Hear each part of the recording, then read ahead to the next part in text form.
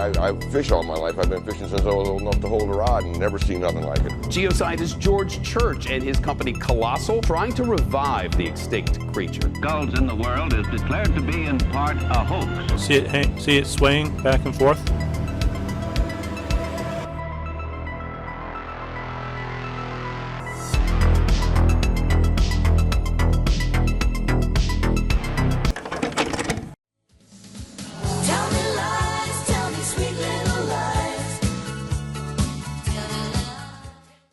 Hello and welcome back to the Hoaxes Iceberg, where we have been going through each tier on the infamous hoax iceberg created by Silent Chatter on Reddit. This is the fourth tier. We're getting into stranger and less well-known territory. There is some absolutely mad stuff in this video and a woolly mammoth rabbit hole that I was not expecting to go down. Let's go.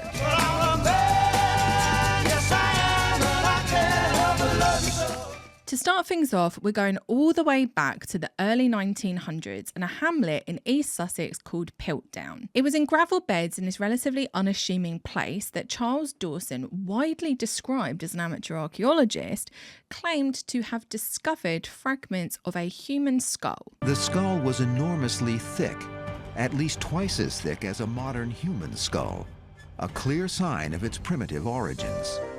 He took these fragments to Arthur Smith Woodward, who is the keeper of geology at the National History Museum, and eventually Woodward visited the site in Piltdown too. There, they both found more fragments, including teeth, a jawbone, and primitive tools. The Piltdown jaw was more than Professor Woodward could ever have hoped for.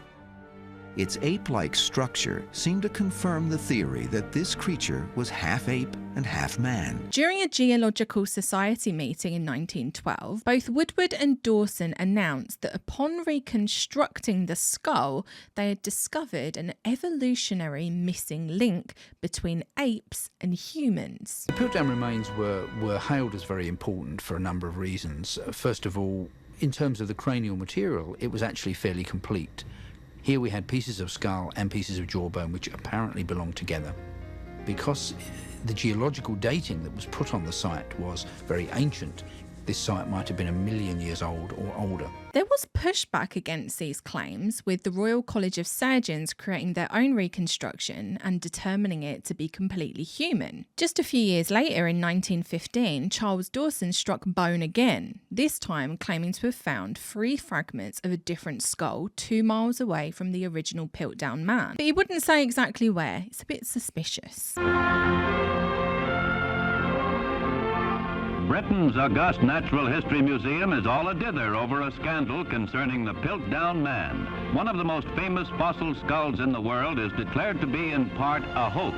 The entire thing was unveiled as being a hoax in 1953 when Time magazine published evidence that proved that what was found belonged to 3 different species. There was a medieval skull, the 500-year-old jaw of an orangutan, and chimpanzee teeth. All of the bones had been aged deliberately, so clearly Dawson, or somebody that he was in cahoots with, had planned this whole thing. And according to some, he himself had a long history of bullshit. And in his own antiquarian collection, there were at least 38 fake specimens. Interestingly, in L. Ron Hubbard's 1952 book, Scientology, A History of Man, he writes about how the Piltdown Man was a phase of biological history capable of leaving a person with subconscious memories of traumatic incidents that can only be resolved by use of Scientology technology. Because it's not enough to have your own grift, you've got to cash in on all the others too.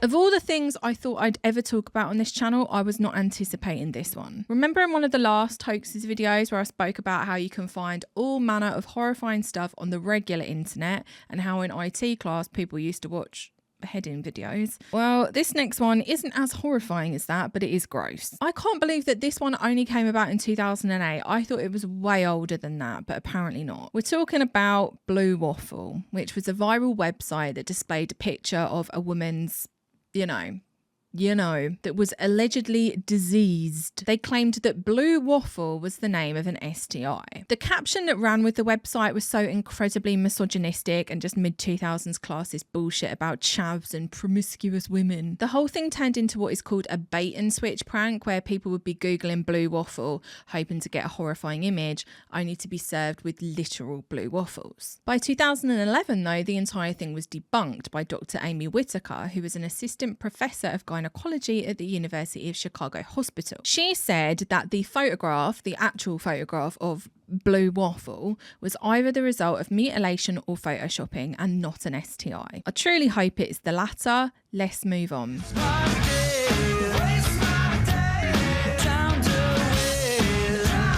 You gotta love cryptids, but some of them are just downright ridiculous, and such is the case for fur-bearing trout. It has its origins in 17th century folklore, and some claim that it has been found in the Arkansas River, as well as in Iceland, where it's called the shaggy trout. It's just a regular trout that people claim lives in very cold water and therefore has gained the ability to grow itself a winter coat. The extreme cold could have been the reason a new species of trout moved into our lakes, while a group of fishermen in the Upper Peninsula think it was, after they made a startling catch on a recent ice fishing trip. Lucky for us, they captured the moment on video. Here he comes. Holy! My golly, what is it?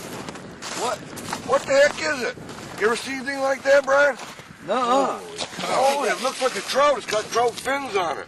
That's strange. It's got fur. It's supposed to be so cold down there that he's grown fur. It caught people's attention in 1929 when a man named J.H. Hicken wrote into the Montana Wildlife magazine with an interesting story. He said that he had found the fish in Glacier National Park and said nature has taken care of her own by providing the fish with a thick coat of fur. But people watching this channel might be more familiar with Jenny Nicholson's ASMR video where they make a fur-bearing trout. I think it turned out lovely. Let's move on.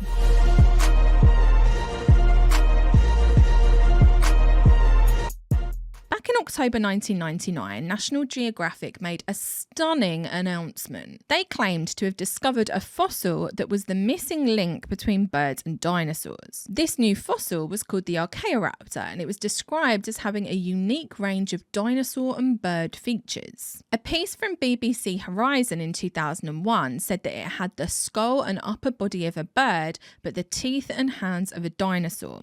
It also had the legs of a bird, but the tail of a dinosaur.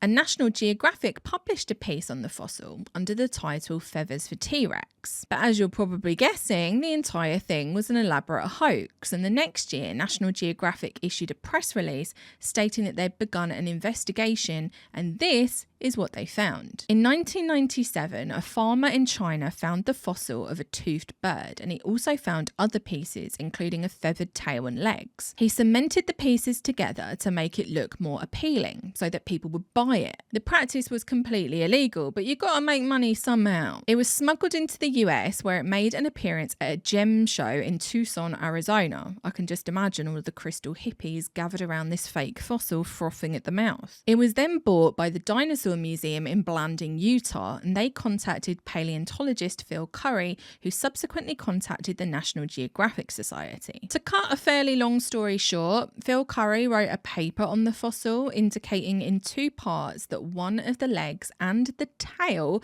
were counterparts. But before the paper could be peer-reviewed, National Geographic went ahead with publishing the story, because nothing stands in the way of a good scoop. The fossil had been obviously illegally smuggled out of China, and it had been doctored to enhance its value. Basically, just a big bloody fake and people just trying to get money.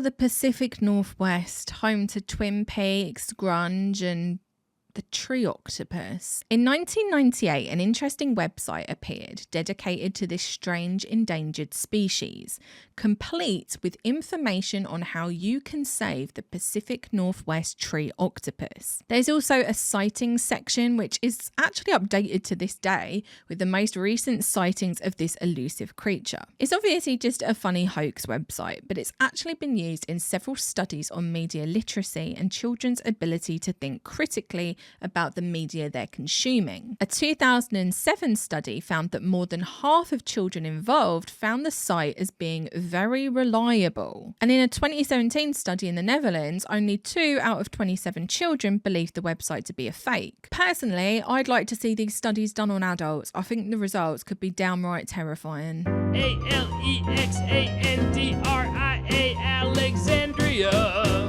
You gotta love fan fiction, right? Lots of people like to shit on it, but I would just like to say that some of the greatest works I have ever read have been fan fiction, and without it, we wouldn't be talking about this next hoax. Now, back in the 90s, Daria was an incredibly popular MTV animated series, and people wrote fan fiction about it. Bit of a strange one to write fan fiction about, but you know, whatever floats your boat. One such person was a teenager called Cameron Michelon, who wrote under the pseudonym Alexander Lamar Eldritch. A lot of the stories were published on a website called Outpost Daria, which is beautifully early 2000s. Don't you miss this kind of website? So they wrote a story, it was kind of more like a script, and it's called What's With Their Eyes. And in it, a character called Raven says that by their first birthday, their eyes started to change to purple. The writer even created an essay titled Purple Eyes and Other Interesting Anomalies to explain the somewhat strange characteristics described in their stories. They would later say that they created this condition called Alexandria's Genesis to make their Mary Sue characters a little bit less perfect. Now, somehow this totally made up condition made it onto the notorious conspiracy message board above Top Secret,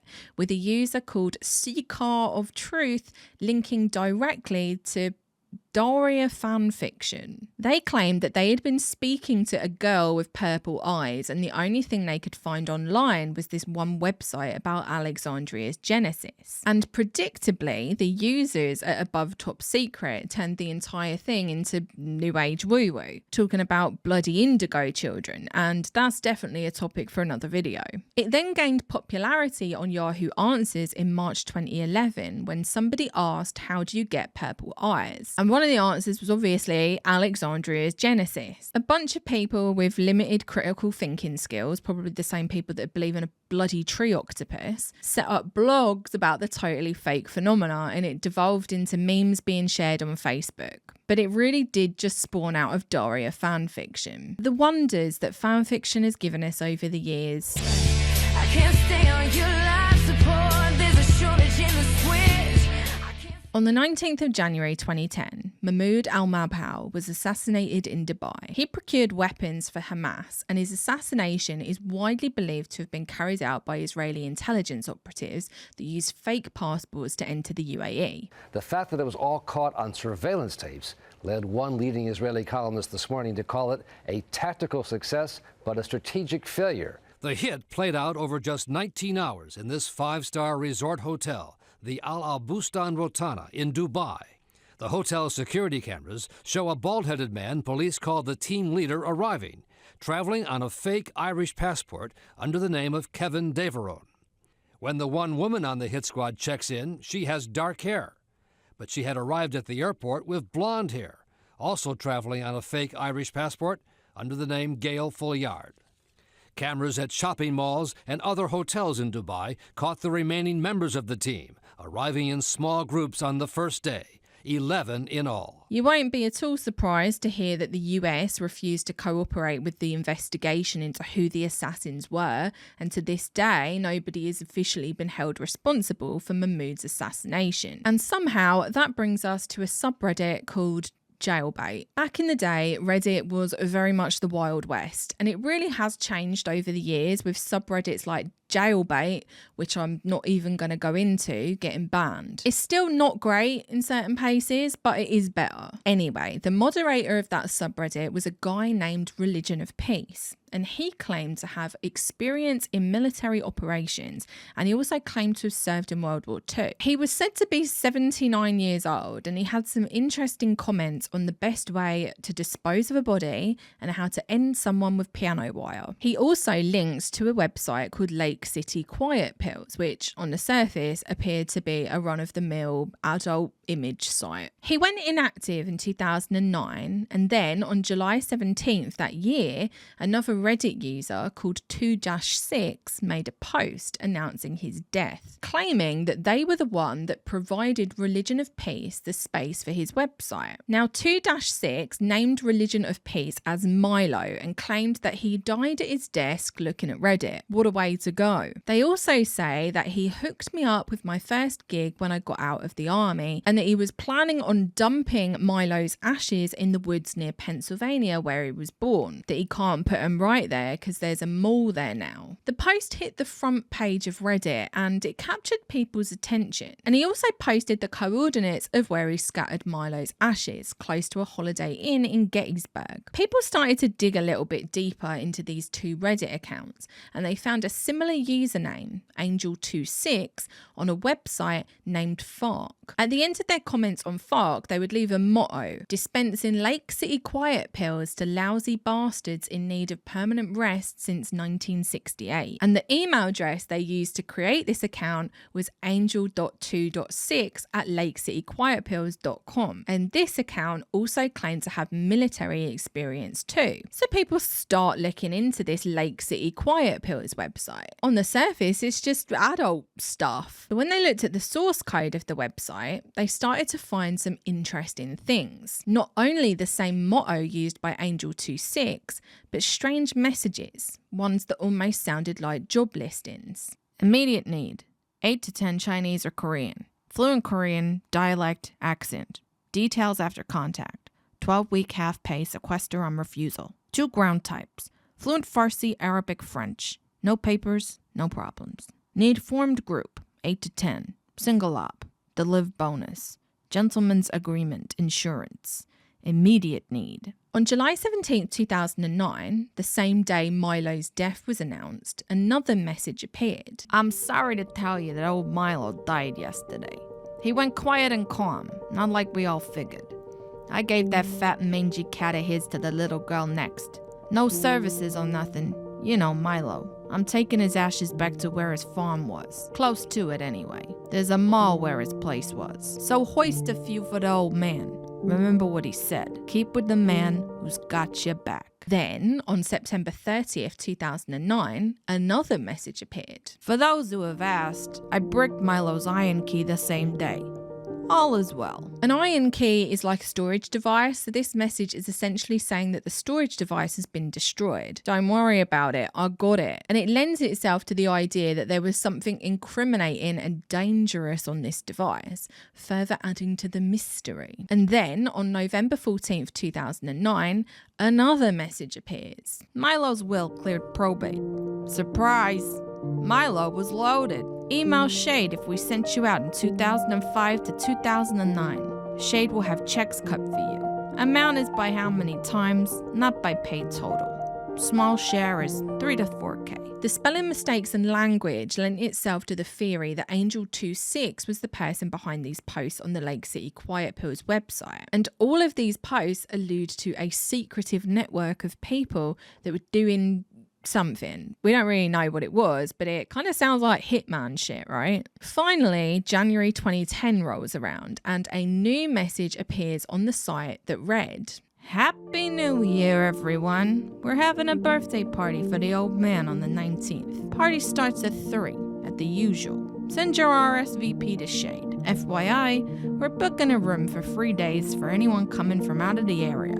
An overnight for locals. Come hoist one for Dutch Milo. And it's this post that brings us back to the assassination of Mahmoud al-Mabhouh on the 19th of January 2010. This post seems to allude to a party on the same day in a hotel, and we know this website has some shady stuff on it, so it's strange. Was the party in question actually this assassination? Now, my honest feeling on this is that it is most likely an ARG, and all evidence seems to point that way. One of the most popular YouTube videos on this mystery is by Barely Sociable, and they posted on Twitter a few years back that Lake City Quiet Pills was actually the creation of a role player on Second Life called Trent Katsu, who went by multiple names including Flink, Trent the Thief and Angel 2-6.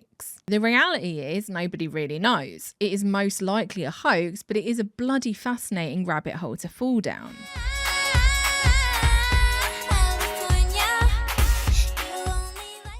Back in February 1866, a group of miners claimed to have found a human skull that was buried beneath lava near Angel's Camp in Calaveras County. It became the property of Hosea Whitney, who was the state geologist of California, and he had previously published his theory that humans, mastodons, and mammoths had all been around at the same time. So when he got hold of this skull, he claimed that it was evidence of his theory, and he proclaimed it to be the oldest known record of human in North America. But things fell apart in 1869 when the San Francisco Evening Bulletin published a report that claimed that the Calaveras Skull had been planted by the miners as a joke. But Whitney was so convinced that it was real, and he stuck to his guns even when Harvard University analysed the skull and declared that it was of recent origin in 1879. The poet Bret Harte, one of the OG members of the Bohemian Club, even wrote a poem titled To the Pliocene Skull. The origins of the skull were investigated by F.W. Putnam, commonly known as the father of American archaeology, in 1901,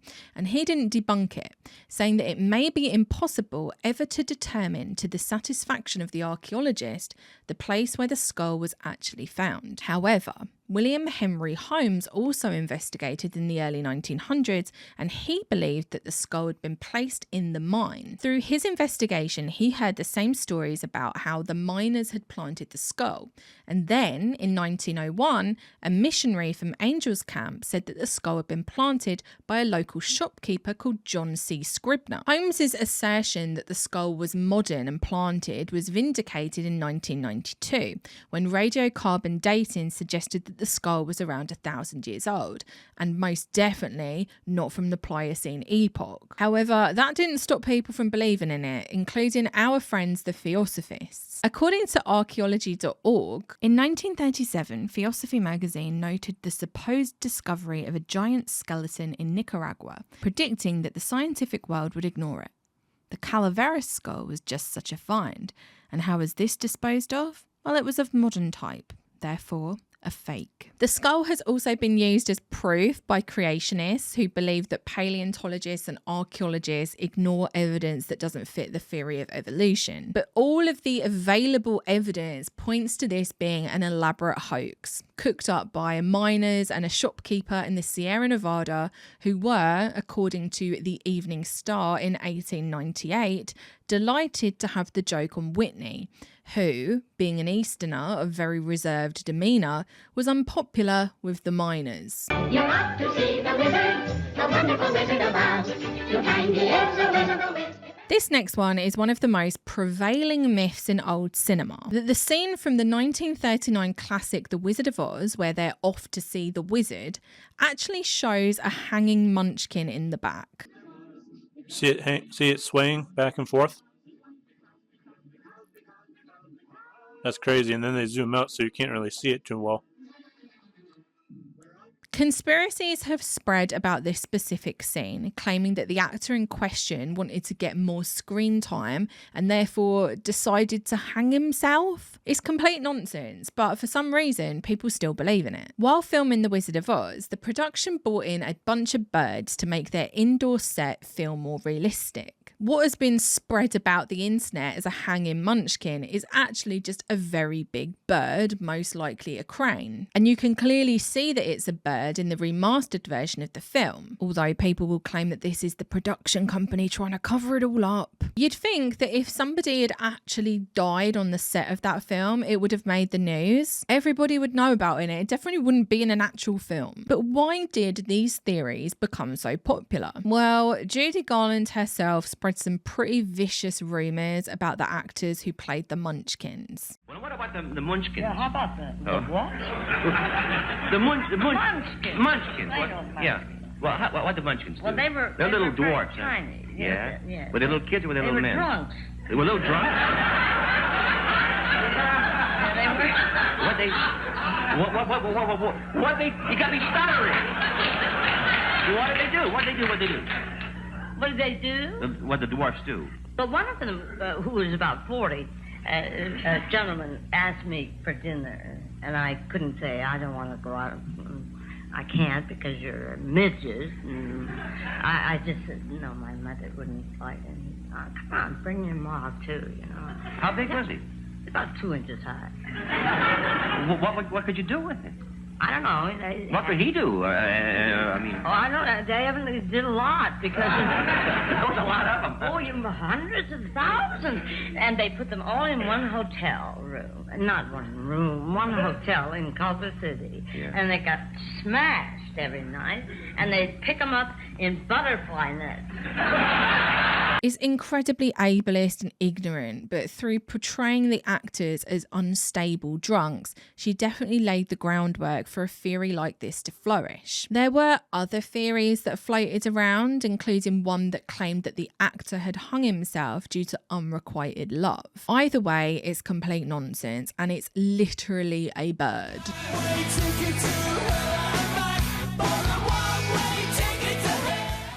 Now, this one brings me back to the good old days of Mel's Hole. This hoax claimed to have taken place in Russia, but it gained traction in Finland and the good old USA. It claimed that Soviet engineers in Siberia had drilled a borehole that was so deep that it had broken into hell itself. I don't know what it is about these like bottomless hole stories, but they are fascinating. So the story goes that they had drilled down around 14.5 kilometers into a cavity that was scorching hot, like 2000 degrees Fahrenheit. They also claim to have put a heat-resistant microphone down into the cavity that is 2000 degrees, and they captured 17 seconds of audio. I'm not going to play it because it's literally just screaming, but if you are that way inclined, there's a link in the description. And these hellish sounds weren't all. Apparently, some of the scientists that had drilled into the hole were so freaked out about it that they quit their jobs. They were like, this shit is way above our pay grade, we're done. And that night, a winged demon appeared from the hole in front of the scientists that had stayed. So the ones that left really did miss out. And to top it all off,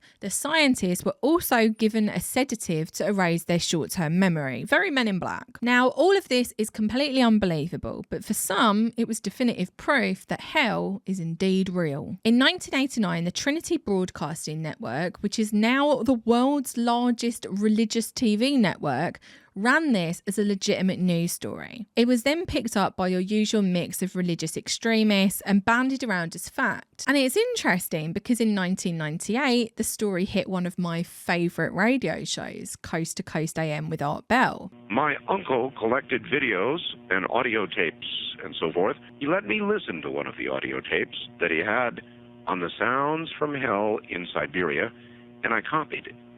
He received his copy from a friend who worked at the BBC. It took me a while to find it tonight, but attached is that sound from my uncle's tapes. It's not the greatest quality, but the sounds are there. Not unreasonable. I mean, it could be done. Okay, but now I'm thinking there's going to be... And maybe, and one other thing, sir.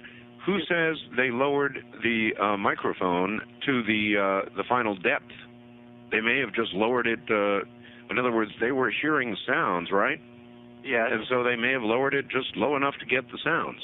Okay, granted. I mean, I don't know. I have an open mind. Now, looking back and re-listening to radio shows from the 90s, my opinion on Art Bell has slightly changed over the years, but that man could pull you into a weird nonsense story like nobody else. He actually played The Sound of Hell over the airwaves, and that was the first time that these sounds of hell were actually played. It's interesting too because a year prior, Art Bell had obviously covered the clearly false but endlessly fascinating story of Mel Waters and his bottomless hole. But where did all this bollocks come from? Well, it actually all started in Finland and a newspaper called Armen Newsastia, which was an evangelical Lutheran magazine, and they were the first to publish a story about it. Apparently, the journalist from that evangelical newspaper had copied the story from a letter that had appeared in another Finnish newspaper, and the person that had written that letter had seen it in another Finnish newsletter that was dedicated to the paranormal. So it really is just a bunch of people making up nonsense, and it'd be fun if people didn't actually believe in it.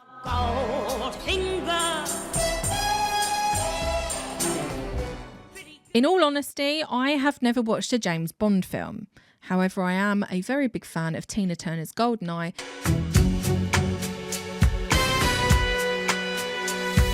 And Gladys Knight's License to Kill.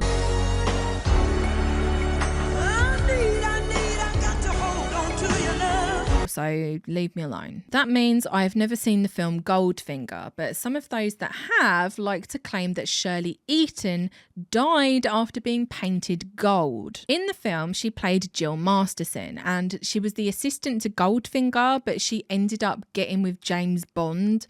I swear the plot of all these films are like exactly the same. And now I've probably angered the James Bond community. Anyway, Goldfinger's pissed about it. He paints her gold and she dies in the film of skin suffocation, which isn't a thing.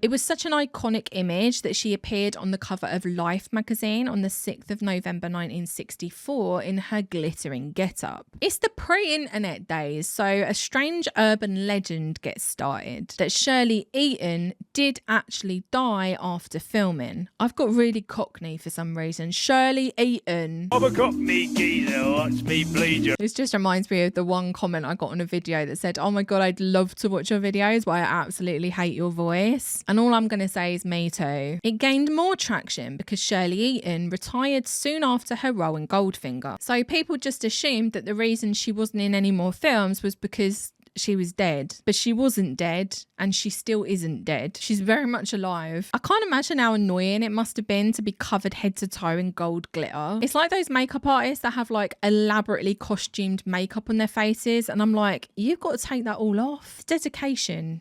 Couldn't be me.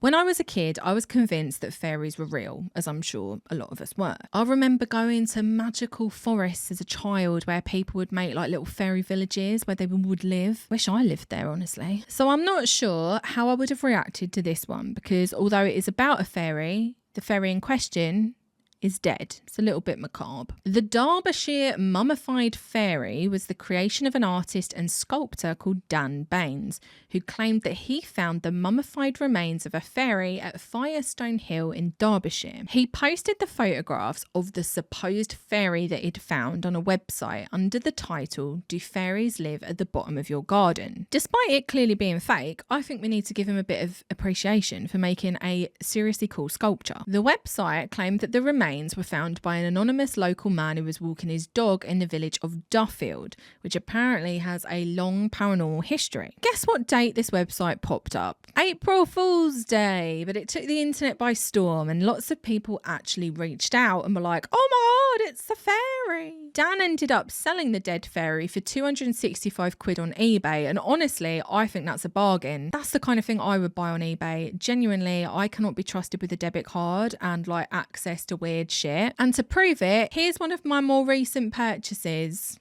I genuinely think it's like the greatest piece of art in the world. 12 quid that cost. 12 quid. What a bloody bargain.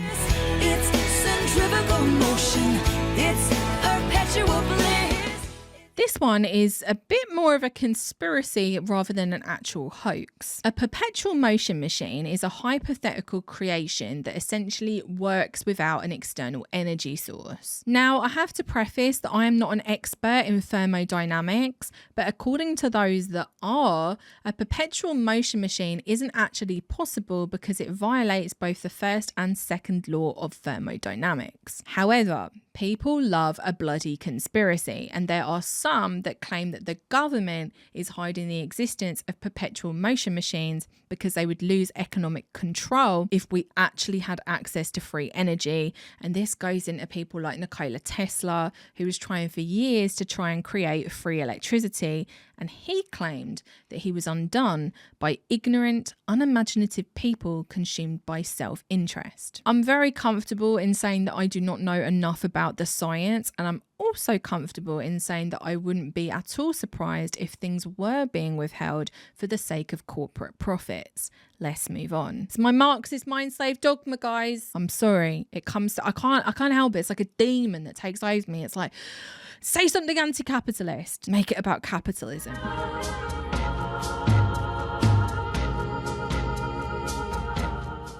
This next one is a bit strange because I couldn't figure out exactly what the real 7 trumpets of Revelation is, so I'm just assuming that it was going to refer to the many incidents of people claiming to hear the 7 trumpets of Revelation. Now, this is a strange phenomena where people will basically film the sky and strange noises and be like, oh my God, it's the end of the bloody road. Just have a listen to this.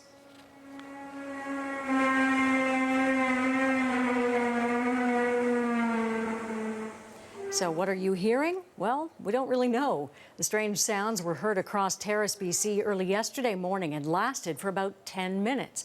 Speculation about what caused it ranges from the aurora borealis to aliens, or it could just be a prank. But similar sounds have been recorded in other parts of BC and reported in other locations around the world. These claims are then picked up by the media because they're interesting. We're all inexplicably drawn to the unexplained. In all of these cases, there is usually a source of the sound, although the source might not be completely obvious. Large bangs could be tidal waves or human-made noises, depending on where you live. And then booming sounds can be earthquakes or sonic booms. And some of them can just be hoaxes themselves, like YouTube user Dangle Snipe Selly 08, what a name, who uploaded this clip of her filming outside of her apartment block.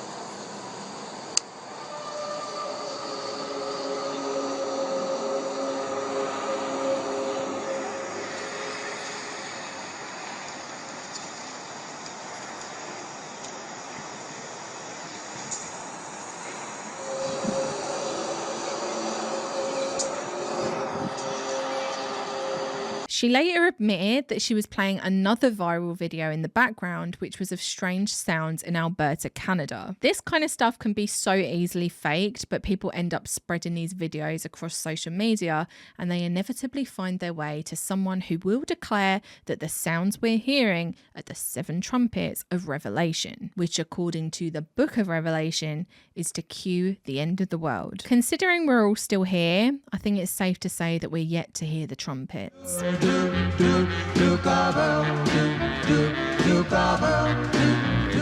What are your opinions on supergroups? They're not really much of a thing anymore, but back in the day, supergroups were all the rage. It'd be like 4 people from the biggest music groups of the time all coming together to make one supergroup. It's a supergroup. The only supergroup that I can really get behind is the Travelling Wilburys, because they had Roy Orbison, George Harrison, best Beatle, Bob Dylan, Jeff Lynne and Tom Petty. And the songs are bangers. I'm so tired of being lonely. Now, back in 1969, Rolling Stone magazine ran a review of an album that was a super session of musicians, including Bob Dylan, Mick Jagger, John Lennon, George Harrison and Paul McCartney. But the album didn't exist. It was the creation of Greil Marcus, who was the editor of Rolling Stone at the time. He used the pseudonym T.M. Christian to write a spoof review, and the review was littered with little musical jokes. It claimed that the album opened with an 18-minute version of Season of the Witch by Donovan, and that Bob Dylan did a particularly impressive version of The Duke of Earl, and that it can truly be said that this album is more than a way of life. It is life. But people read the review and thought, oh my God, I need to get this album. Somehow there was an audience for an 18-minute version of Season of the Witch. So people started calling up Rolling Stone and asking where they could buy it. And Rolling Stone were like, we need to cash in on this. Let's get it made. So they got a band called the Cleanliness and Godliness Skiffle Band to record 3 songs, which were then played on radio stations in California to gauge interest. People were interested, and Warner Brothers ended up securing the production rights to a full album, which was released in November 1969. It's actually quite a funny parody album to listen to, but it only reached 114 in the Billboard album chart. It was very niche. People did actually think it was real. real? When I was listening to the songs on YouTube and scrolling through the comments, there were people that were like, I always thought this was real when I was a kid, and now I'm finding out it's a great big hoax. It actually got a remaster in 2001 by Rhino Records, and I had genuinely never heard of it until making this video. But the parody version of Bob Dylan singing Duke of Earl is actually a banger.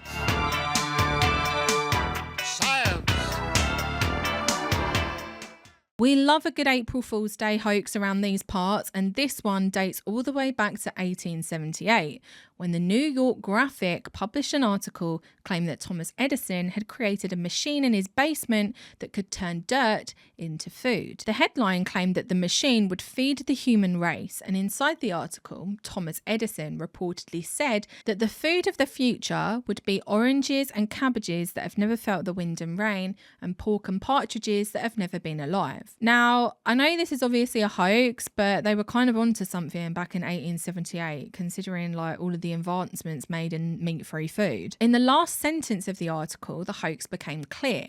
The writer woke from a nap and realised that the entire thing was a dream. But short attention spans were obviously a thing back in 1878, and not just now, because most people didn't read the last line. They just read a bit of the article and assumed the whole thing was true. And apparently newspapers around the world had decided it was a fact as well, and they were all talking about it. But Thomas Edison reportedly enjoyed the hoax, saying that it was the most ingenious hoax I have ever seen. Home entertainment was my baby's wish, so I hopped into town for a satellite dish. Back when I was a kid, we had a black and white TV. Now, I know colour TV became widely available in the 80s, but we were poor, okay? We were poor. We even had a TV that you used to have to put coins in the back of to make it work. I think it was a rental. Anyway, at some point in the 90s, we upgraded to the world of colour television, but back in those early days, we might have fallen for this next hoax. On April 1st, 1962, yes, our favourite day of the year, a TV station in Sweden announced that there was a way for viewers at home to see colour television through their black and white sets. It was a highly technical process of putting a nylon stocking over your TV set to achieve colour dispersion. It was also total nonsense, but it's 1962, man's on TV sounding like he knows what he's talking about, so obviously people try it. Thousands of them, in fact. Obviously it didn't work, but it's quite funny to think about thousands of people cutting open pairs of nylon stockings, putting them on their TVs,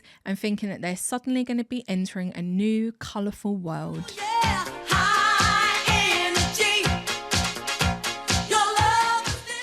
It's fucking April Fool's Day again. This time, we're going back to April 1955's edition of the Popular Electronics magazine, who released an article claiming that Contra-Polar Energy existed. What is Contra-Polar Energy? Thank you for asking. They claimed that it was negative energy that had been developed during World War II, but had been kept classified until now. Negative energy would essentially generate the opposite effect. So a lamp would be dark instead of light, and like a radiator would be cold instead of hot. In the article, they showed a hot plate that now created ice cubes. And I'm not sure if anyone actually believed it, but given what we know about people, I'm sure some did.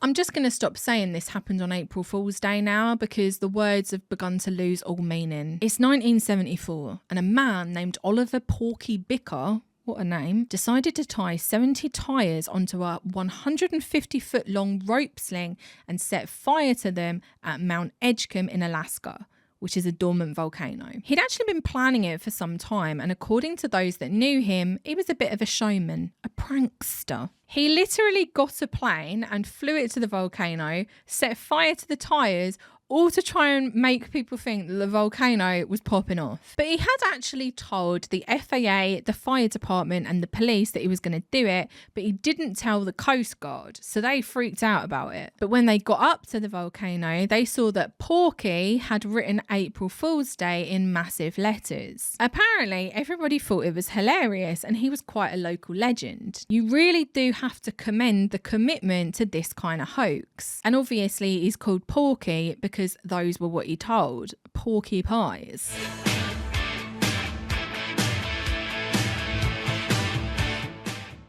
I don't really get the appeal of baseball. I saw the Dodgers once and it was fun. It was fun, like being in the stadium, doing the wave, drinking beer, eating hot dogs. But apart from that, I think it was all just lost on me. The only baseball player I could tell you about is Wade Boggs, and that's because of Always Sunny in Philadelphia. Wade Boggs' drinking record, okay? The man's a legend. He drank 50 beers on a cross-country flight and then absolutely destroyed the Seattle Mariners the next day, okay? That's why we're doing this, to honor his memory, okay? May rest in peace. So if you told me that Sid Finch was a real baseball player, I would have believed you. But he's not. He was the creation of the writer George Plimpton, who wrote an article for Sports Illustrated called The Curious Case of Sid Finch on, you guessed it, fucking April Fool's Day. The article detailed the life of Sid Finch, who was a rookie baseball pitcher who was currently in training with the Mets. He was so bloody good that he pitched a fastball, whatever that means, at 168 miles per hour. And to give you some context, the record was 104 miles per hour. He had a very interesting life as well, from growing up in an orphanage to having his adopted parent die in a plane crash. I say interesting, that's more sad. It's more sad than interesting. After all that, he went to Harvard and then he nipped over to Tibet for a little bit to learn yogic mastery of mind-body. He'd never really played baseball before and he was actually trying to decide whether he should pursue the sport as a career or play the French horn. Finch was portrayed in real life by an art teacher called Joe Burton,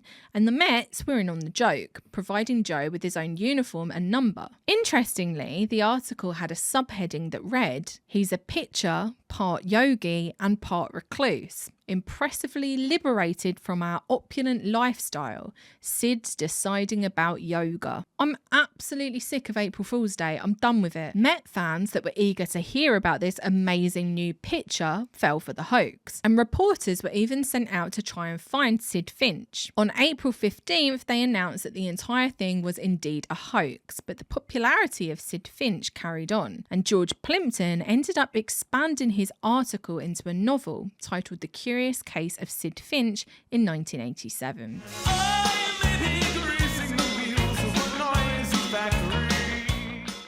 This next one is a lot more modern and bizarre, and it isn't really a hoax. There are groups of scientists that are genuinely trying to bring back the woolly mammoth. And before we get into it, I always thought that woolly mammoths were absolutely gargantuan, but their maximum height is only around 11 foot, and that's like 2 Joe Rogans. It ain't that big. So humans are in possession of frozen soft tissue and DNA of woolly mammoths, and this has caused some debate as to whether or not it is possible to bring them back to life. There are multiple groups that have been hypothesizing about this, with some wanting to create a hybrid elephant in an artificial womb and others advocating for cloning and artificial insemination. But we're going to focus on one company that wants to bring back the woolly mammoth, and they're called Colossal. Church says it'll take about 6 years to grow the mammoths in artificial wombs like this one. Then they'll be dropped into a park in Siberia to eat grass and tamp down snow. What we're doing is we're actually reviving woolly mammoth genes. And so as you know, the woolly mammoth is extinct, but there's about 60 genes that make the woolly mammoth cold tolerant. And we're actually leveraging, taking those genes in cutting edge genetic engineering technologies like CRISPR and others to then insert them into an Asian elephant cell line. So we're actually, we like to call them Arctic elephants because they, even though they express the phenotype, the physical attributes of a mammoth, they are part Asian elephant and part woolly mammoth. And so we're leveraging these genetic engineering technologies to essentially combine the two species to create our functional woolly mammoths. They're the creation of Harvard geneticist George M. Church, and this is where it all gets sus. Bear with me. See, George Church has a lot of connections to Silicon Valley. He's been funded by the Long Now Foundation, of which buddy of Jeffrey Epstein, Esther Dyson, is a board member. Why am I bringing this up? Well, a lot of these Silicon Valley guys have a weird obsession with eugenics. What he's talking about is basically genetics, manipulating genetics, about meeting people or people meeting on this app that have the right genomes to meet together and to have children that won't have issues. Now, he says, and this is according to him, He told 60 Minutes that the genetic-based dating app would pair people based on their genes when combined to make a child, and he wants to make sure that there's no chance for hereditary diseases. So it would eliminate any type of these type of diseases from being able to pop up because of the match that these two people have. He even discussed recreating Neanderthals with an adventurous human female. And here's an article from the New York Times that shows that Epstein hoped to seed the human race with his DNA. And guess who George M. Church used to be buddies with? He has since apologised for his contact with Epstein, but I would like to hammer home that the contact happened post Epstein being convicted, and George Church said that it was the result of nerd tunnel vision. It's unfortunate you don't always know your donors as well as you would like, even if other people do. He liked attending meetings with scientists, cutting edge scientists we're talking. So I would go to meetings mostly because the scientists were there, and he, you know, is. I didn't feel like I was being particularly bold by listing all of my donors on my website. I still do that. But you never know who's going to end up being have an undesirable aspect of their life. You regret taking that money now? I regret not knowing more about the donor. I think in general, when people so-called tainted money can be used for good, you know, like a lot of tobacco money was used for good things. I think the issue is more a matter of not validating them, not calling it out as soon as you see it. But it was one of these things where you first learn about it, and it's just like when you first hear about it, it doesn't sound like it's something serious. We know that Epstein gave money to a lot of people, but I think it's important to bring this up because we're talking about incredibly important life-changing science. Bringing extinct animals back to life through cloning or any other form of revival throws up a myriad of different ethical questions. Once you've brought back the woolly mammoth, what's next? Because you ain't going to stop there. Once you've got the woolly mammoth back to life, you're going to move on to something else. And for that reason, I think that the connections that these people have are worthy of scrutiny, especially when those connections lead directly to a man who believed that he could improve humanity through his own DNA and expressed an interest in eugenics. Colossal call themselves the De-Extinction Company, and they've got a very Silicon Valley style website. They've hit the news recently by claiming that the woolly mammoth will be back within 6 years to help with climate change. Sergey is hoping that you're going to deliver a mammoth to him. Can you do that? I think he's hoping that we will deliver an animal that is very similar to the ones that used to roam there. We need cold-resistant elephants. That's what he would like. And I can't be the only one that thinks maybe that's not a good idea. I feel like Dr. Malcolm in Jurassic Park. I am absolutely not anti-science or progress, and I understand that by bringing back the woolly mammoth, they hope to restore the ecosystem.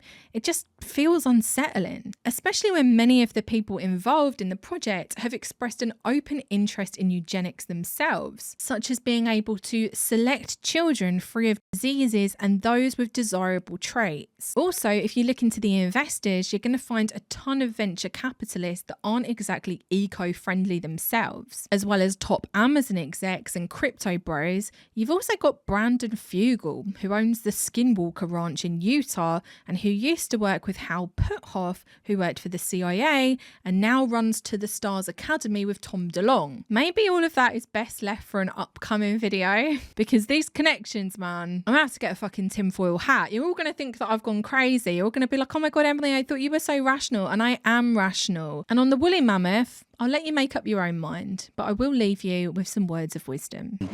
Yeah, but your scientists were so preoccupied with whether or not they could, they didn't stop to think if they should.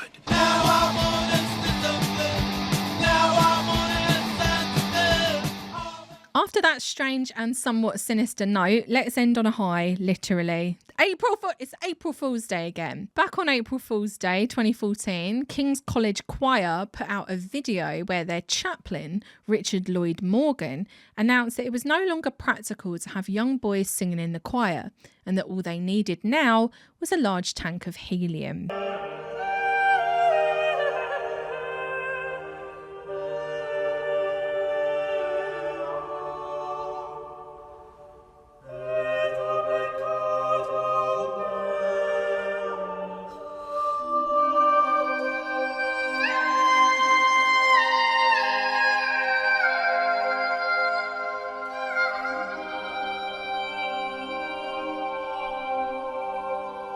Well, that's the fourth tier of the hoax iceberg done. Again, the world is rife with April Fool's Day hoaxes, genetic madness, and conspiracies. I hope you enjoyed it. Let me know your thoughts down below. Which one was your favourite? What one did you hate? What one made you lose faith in the entirety of humanity? And I will see you in the next video.